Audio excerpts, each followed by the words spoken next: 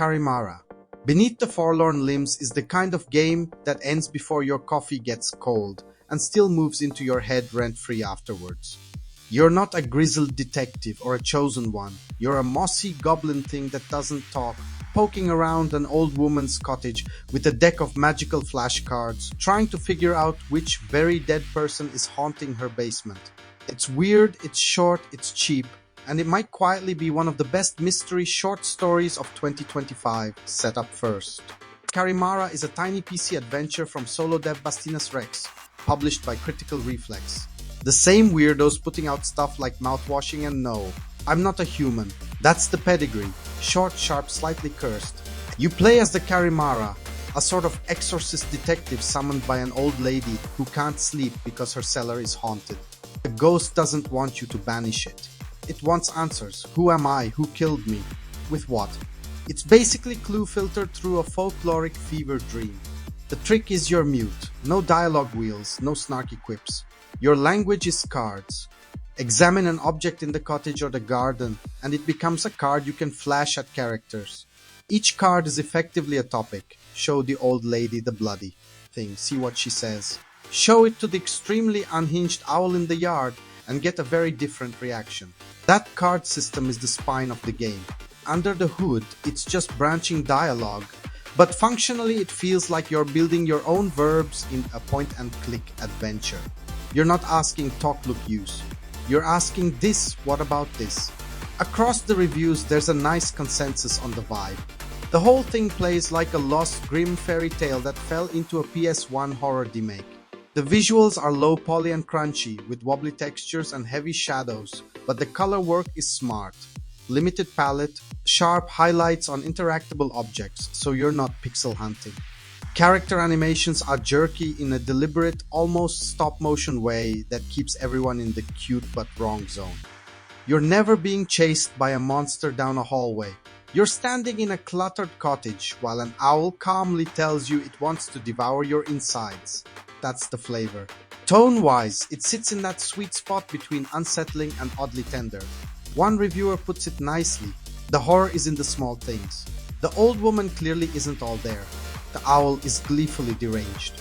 A dormouse in the walls sounds cute until it really doesn't.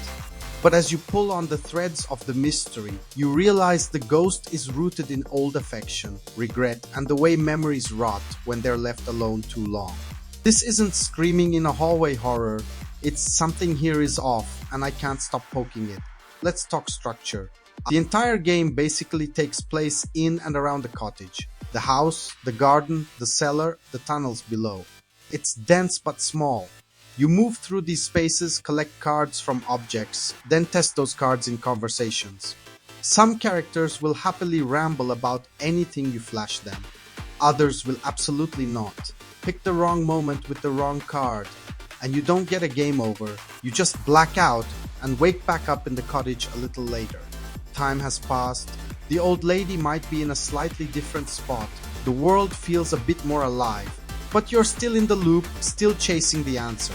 Ultimately, the whole case comes down to a 3-card guess. Who is the ghost, who killed them, and what was used?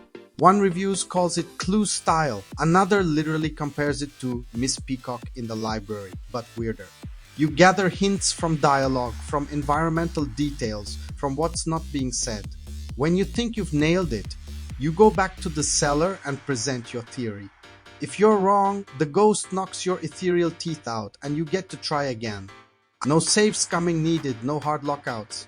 Here's where the opinions diverge a bit. Games Radar's take is that the solutions are on the simple side. This is more about bathing in the atmosphere and following a clean chain of logic than scratching your head for hours. Screen Rant highlights how there are enough vague hints and red herrings to make the mystery feel properly tangled, with a real rush of gratification when you land on the correct combination. GameSpew, on the other hand, warns that the solution might be too obscure for some players, especially if you're not used to reading between the lines in short-form narrative games. Realistically, the difficulty sits in an interesting place. If you barrel through and treat the cards like brute force keys, you're going to get confused or bounce off red herrings. If you treat the whole thing like a short story and actually pay attention, it lines up.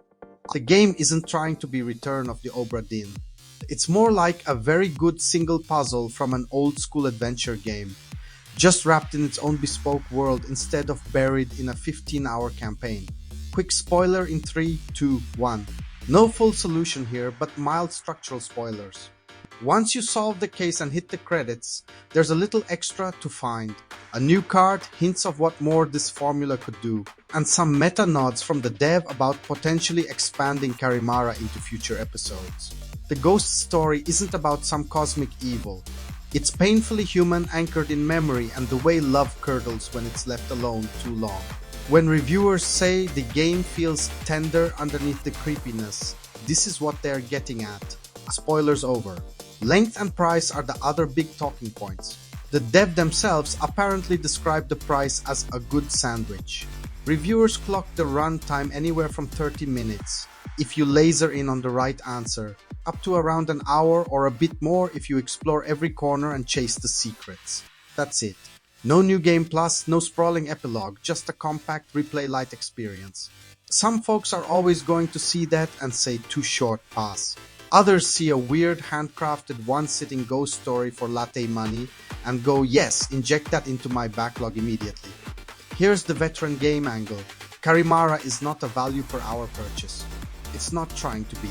You're buying a vibe and a single really well-paced mystery, like picking up a beautifully illustrated graphic novella instead of a 900-page fantasy brick. If you go in expecting a full detective campaign, you'll be disappointed. If you go in wanting one of those rare games that respects your time and leaves before it wears out its weirdness, this absolutely delivers. If this kind of deep dive into odd little gems is your thing, hitch a ride with Veteran Game and hit subscribe so YouTube doesn't bury every cool 1-hour indie under a mountain of loot grind thumbnails. Toss a like on this if you secretly prefer a tight, strange story over yet another checklist open world. It helps more than you think. I'll leave you with the spicy question Carimara unintentionally pokes. Should more games embrace this short story format? 30 to 60 minutes. One killer idea, then done. Or does that feel lesser to you next to the 40-hour epics? In other words, is a perfect creepy sandwich worth more than another bloated buffet?